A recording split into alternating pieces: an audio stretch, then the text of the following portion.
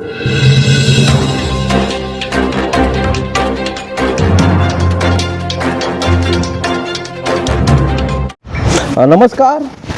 आप देख रहे हैं डीडीआर न्यूज। मैं हूं आपके साथ दीनानाथ यादव। इस समय मैं बढ़लगंज ब्लॉक के, उत्तर प्रदेश के गोरखपुर जिले के बढ़लगंज ब्लॉक के मड़करी गांव में मौजूद हूं। ये गांव मड़करी है जी। मड़करी गांव में मौजूद हूं और मेरे साथ जो एक शख्सियत दिख रही है आपके सामने जो बैठे हैं, ये देवराज सिंह जी हैं। और इस शख्सियत की मैं बात करूं तो बहुत थोड़े होगी।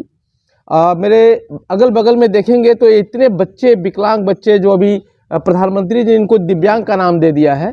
और ये देखिए, इन बच्चों को, इनका पालन पोषण, इन बच्चों का देखभाल, इन बच्चों की शिक्षा दीक्षा, इन बच्चों का स्वास्थ्य आपके जिम्मे है। बहुत बड़ा काम करते हैं, माँ बाप पैदा करते हैं, भगवान उनको इस पृथ्वी पे भेजता है इसके लिए कि वह भी इस धरती का, इस सौंदर्य का, इस धरती माता का कुछ जीवन का वो आनंद लें अपने जीवन से। लेकिन वह इस लायक नहीं है।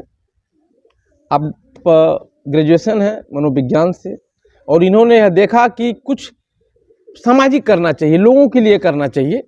और यह दूर दराज से, पूरे ऑल ओवर इंडिया से ऐसे बच्चों को इकट्ठा करके यहाँ पे इनके संस्थान से लोग जुड़े हुए हैं। लेकिन ये संस्थान ऐसे ही नहीं बना। इस संस्थान को बनाने के लिए इनके संघर्षों के, इनका 25 साल का जीवन इसमें लग चुका है। आइए जानते हैं इनके करियर के बारे में, इस संस्थान के बारे में, इन्हीं की जुबानी। नमस्कार, हमारे चैनल में आपका स्वागत है। स्वागत है सर। क्या कहना चाहेंगे, बड़े संघर्षों के बाद यह संस्थान आपने खड़ा किया है, ये कैसे इसकी नींव आपने डाली? क्या मन में विचार आया कि यह कुछ लीक से हट के काम करने के लिए? सर, हमारा एक समाज सेवा करने के लिए, और जैसे हम कहीं जाते थे, घूमते थे, तो हमारे दिव्यांग जैसे रोड पे घूमते थे, बच्चे दिखते थे, तो बड़ा अजीब लगता था कि इन लोगों के लिए कोई ऐसा व्यवस्था, ऐसी संस्था चलाई जाए कि इन लोगों का जीविका जो भी सेवा भाव से हम लोग सेवा करें। इससे बढ़ के कुछ नहीं है समाज में। बहुत बड़ा दिल होना चाहिए, करुणा होनी चाहिए। जिस प्रकार के बच्चे हैं, इनकी देख रेख यहाँ तक कि माता भी नहीं कर पाती है, जिसको कहा जाता है कि माँ ही सब कुछ पालती है, माँ ही सब कुछ देखती है। वो भी ऐसे बच्चों से, जहाँ तक समाज में देखा गया है, वो अकता जाती हैं। उसके बावजूद भी इन बच्चों का देखभाल कैसे कर पाते हैं आप? सर, ये बच्चे जैसे हमारे बच्चे हैं, ये निराश्रित बच्चे हैं, ये मानसिक बच्चे हैं। तो सर, हम लोग अपने जैसे हमारे बच्चे, उसे हमारे बच्चे हैं। अब शासन प्रशासन की सारी सहयोग सुविधा, हमारे मीडिया प्रभारी जो भी हैं, सबका सहयोग है। इन बच्चों का हम लोग सेवा कर रहे हैं, हमारे स्टाफों का पूरा सहयोग है। अब हमारे अन्य लोगों का भी सहयोग है। तो सर, इसी के माध्यम से हम लोग संस्था चला रहे हैं। इन बच्चों का हम लोग सेवा कर रहे हैं, शिक्षण प्रशिक्षण दिला रहे हैं। और इन लोगों की हमारी एक मनोबला है कि हमारे बच्चे ये आगे बढ़ें। इतने अपने निराश्रित बच्चों हैं कि हम इनको एक जीवन धारा की थीम जोड़ें, ये अपने सब कर लें। कितने बच्चे होंगे सर? इस समय हमारे के यहाँ 42 बच्चे हैं सर। ये बच्चे कहाँ से लगभग आए सर? हैं? हमारे के यहाँ बच्चे फिरोजाबाद हैं, आगरा है, मथुरा है, सोनभद्र के हैं, गाजीपुर के, बलिया के, बनारस, इलाहाबाद के हैं। उत्तर प्रदेश के लगभग सारे जिले के हमारे बच्चे हैं। 42 बच्चे हैं, तो मान के चलिए कि 10-20 जिले तो जुड़ ही गए हैं। जी सर, जुड़ गए हैं जी। मतलब आपका ये जो इन बच्चों को इस संस्थान में रखने का परमिशन कितना है? ऑल ओवर इंडिया है या प्रदेश स्तर से ही? नहीं सर, हमारे क्या, जैसे कि निराश्रित जो भी बच्चे हमारे सरकार द्वारा भेजी जाती है, तो हमारे सर इसे वर्तमान में 50 बच्चों की कैपेसिटी है संस्थान की। जी सर।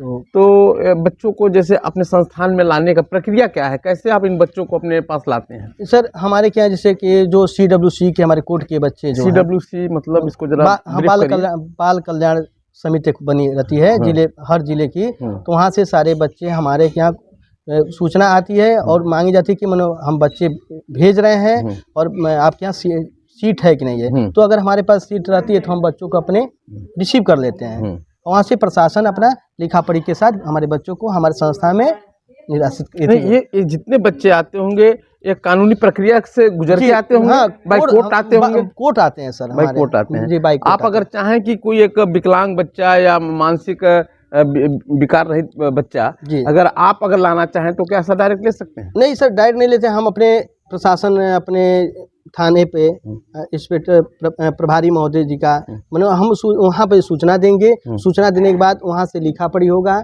और उसके अगर वो जाएंगे कोर्ट जाएंगे बच्चे, वहाँ से लिखा पढ़ी होगा। प्रशासन के माध्यम से वो कोर्ट में जाएंगे, कोर्ट पे न्यायालय जाएंगे, वहाँ से लिखा पढ़ी होकर के हम वो बच्चे को रिसीव कर लेते हैं। अगर मान लीजिए कोई बच्चा आपको बाई कोर्ट मिल गया जी, 2-4 साल 10 साल के बाद जी, इनके अगर माता पिता को अगर जानकारी होती है कि मेरा बच्चा फला संस्थान में है तो वो क्या प्रक्रिया है, कैसे फिर वो बच्चे को लेके जाएंगे? जैसे प्रक्रिया हम अपने बगल जो हमारा यहाँ के थाना अपना है, हाँ। तो हम सूचना सर देंगे और अपने कोर्ट को सूचना देंगे कि इनके माँ बाप आए हैं, ये हमारे मनो इनको किया जाए, इनके गार्जियन शिफ्ट आ गए हैं और इनको सूचना मिला कि इनके बच्चा इन्हीं का है। तो सर हम अपने कोर्ट को वहाँ करेंगे और ले जाके पेश करेंगे और उनकी पूरी जानकारी ली जाएगी, उनका पूरा ब्यौरा किया जाएगा कि वो अपने संस्थान के माध्यम से आप जानकारियाँ इनका इकट्ठा करते हैं कि प्रशासन पहले हम अपनी इनकी प्रक्रिया अपने उनके उस एड्रेस पे जाएंगे कि क्या सत्यता इनकी क्या है कि बच्चा इन्हीं का है कि दूसरे का तो नहीं है। तो वहाँ के थाने का जो भी वहाँ की सूचना हम देंगे, वहाँ का पूरा लोकेशन लिया जाएगा, उनका सब आधार कार्ड प्रशासन अपने स्तर से जांच पड़ताल करता है, उसके बाद जी सर उनको सुपुर्द करेगा, तब उसके बाद हम सुपुर्दगी उनको देंगे। क्या उम्र होगी इन बच्चों की और कितने कितने वर्षों से बच्चे आपके पास रह रहे हैं? सर हमारे के यहाँ 2017 से लेकर के बच्चे आज तक भी हमारे यहाँ हैं। 2017 से लगभग मान के चलिए 7-8 साल के भी 8 साल जी सर 8 साल से भी लोग यहाँ रह रहे हैं। जी मानसी बच्चे कितने उम्र से छोटा से छोटा उम्र क्या है? जैसे हमारे यहाँ जैसे मान लीजिए कि 7 साल का 8 साल का बच्चा वो है, 9 साल का बच्चा है और मान लीजिए हमारे के यहाँ जैसे कि 25 साल तक के बच्चे हमारे यहाँ हैं। तो कैसे इनका उम्र का बाउंडेशन है क्या कि इतने उम्र तक? नहीं सर बाउंडेशन जब हमारे क्या सर बच्चे आ गए तो हमारे के जब तक कोई बाउंडेशन हमारे क्या नहीं है। तो आपको इन बच्चों का क्या भविष्य दिखता है, मतलब इन बच्चों का आगे सर हमारे के बच्चे तो बहुत कुछ सीख लिए हैं, बहुत सीख रहे हैं, कुछ जानकारियाँ मिल गई है, बच्चे कुछ बोलना सीखना कहना सुनना सब सर जान रहे हैं, खेलना कूदना सब जान गए हैं सर धीरे धीरे। जी सर। तो आपके संस्थान के माध्यम से इन बच्चों को सुबह से शाम तक मतलब फिर 24 घंटे का जो इनका एक प्लानिंग होता है सर, प्लानिंग होता है सर। तो कैसा क्या कार्यकलाप होता है, कैसा इनका जैसे सर हम जैसे पूरा दिन सर पहले हमारे जो यहाँ के सवेरे कितने बजे उठ जाते हैं? कैसे हमारे बच्चे 6 बजे सर 6 से और 7 के बीच में सारे बच्चे नहा धुला करके सारे बजे ब्रश कुल्ला करके इनको नाश्ता पानी जो भी देना हम लोग नहला धुला के सब रेडी करके 6:30 बजे 7 बजे तक हम इनको चाय पानी जो भी नाश्ता जो मेनू रहता है उसे हम लोग दे देते हैं और बच्चों को अपना उसके बाद 9 बजे से 10 बजे से अपने शिक्षण प्रशिक्षण का जो कार्यक्रम हम लोग करते हैं। अब बच्चे मानसिक विकलांग हैं? जी सर सारे बच्चे लगभग मानसिक विकलांग हैं।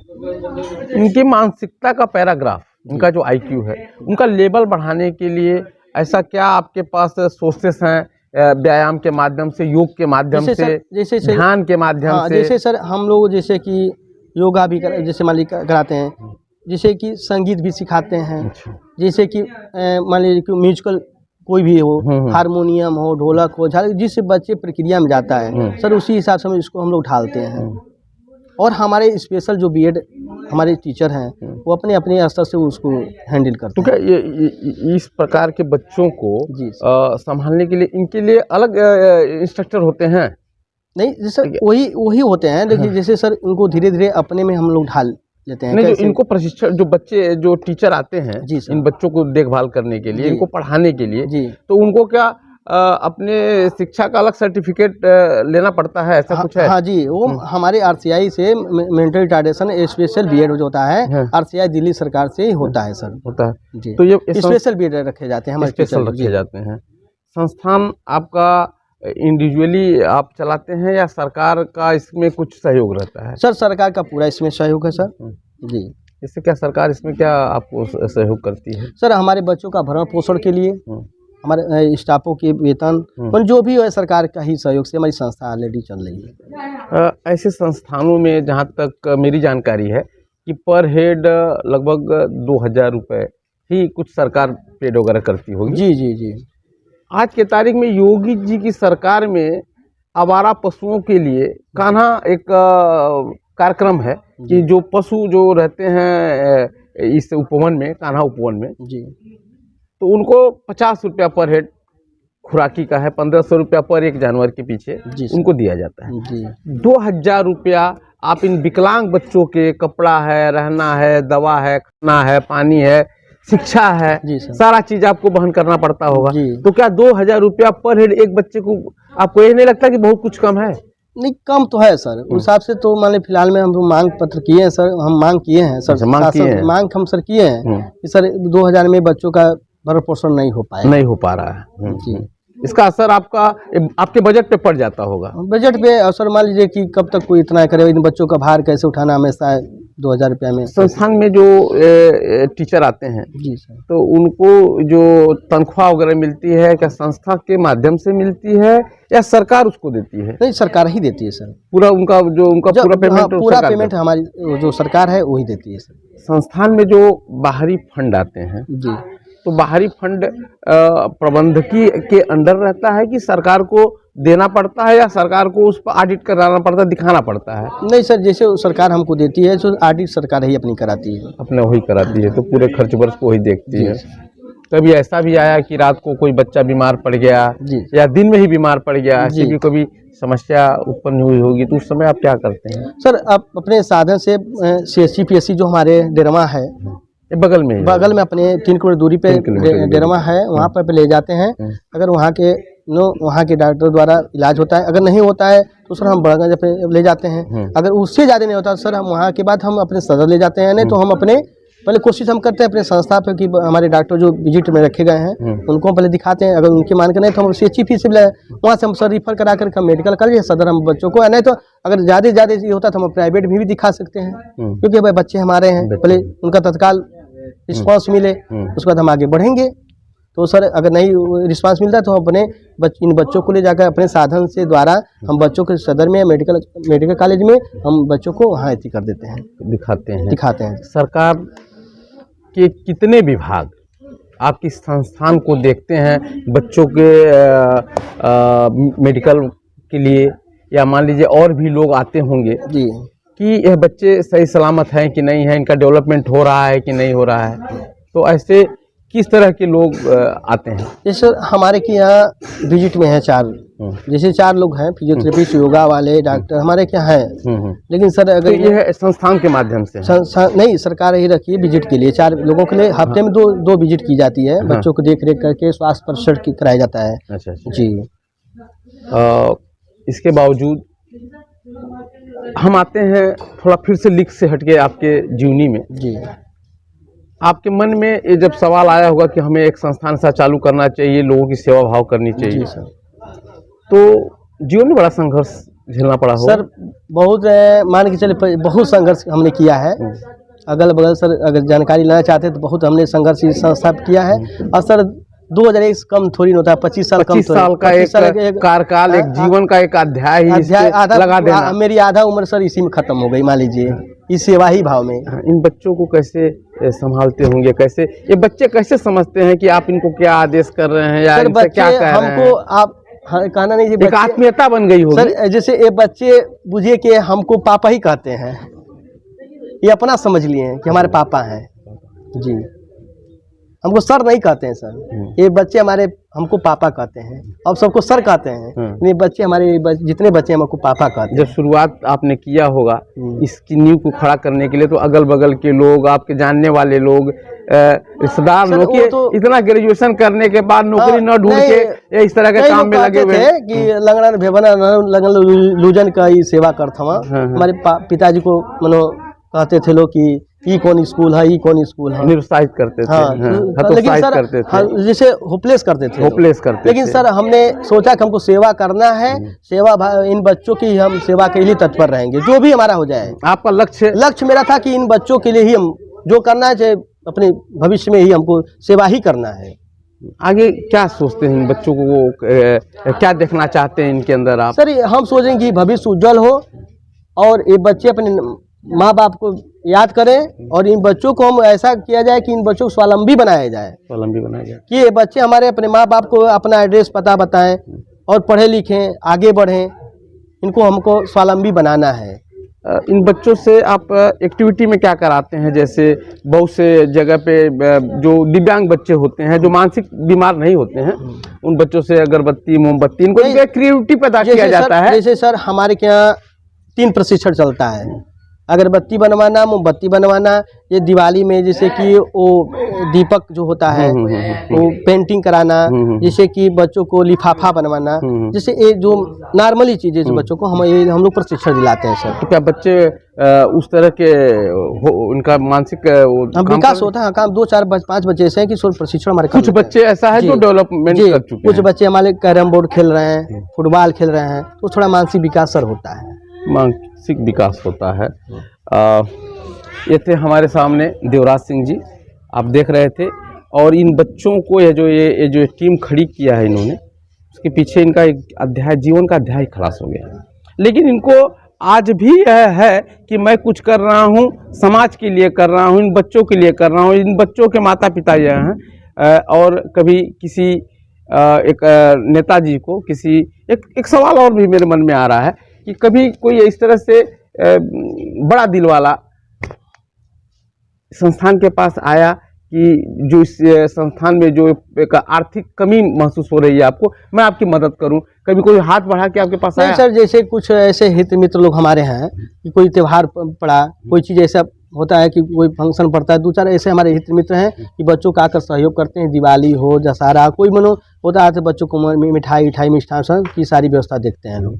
और भी कोई सामाजिक संस्था से सपोर्ट मिलता है? नहीं सर, कोई संस्था नहीं, कोई किसी का सपोर्ट नहीं है, सपोर्ट नहीं मिलता है। उसके बावजूद भी आपने अपना पूरा जीवन लगा दिया और बच्चों के भविष्य के बारे में, उनके माता पिता बनके उनको सराहा, उनको आगे ले गया। जिस तरह से एक किसान अपने खेत में फसल को धीरे धीरे उस मिट्टी में पैदा करके उनको उपजाता है, उनके अंदर एक शक्ति लाता है, एक ऊर्जा लाता है, उस तरह से इन बच्चों के लिए आप माता पिता हैं, आप उस बच्चे के अभिभावक हैं, जो भी है कह लीजिए। और मैं चाहूँगा कि वह उद्योगपति लोग जो ऐसे लोगों की सचमुच मदद करना चाहते हैं, एक बार यहाँ आएँ और देखें कि यहाँ पे कैसी मदद की जा सकती है।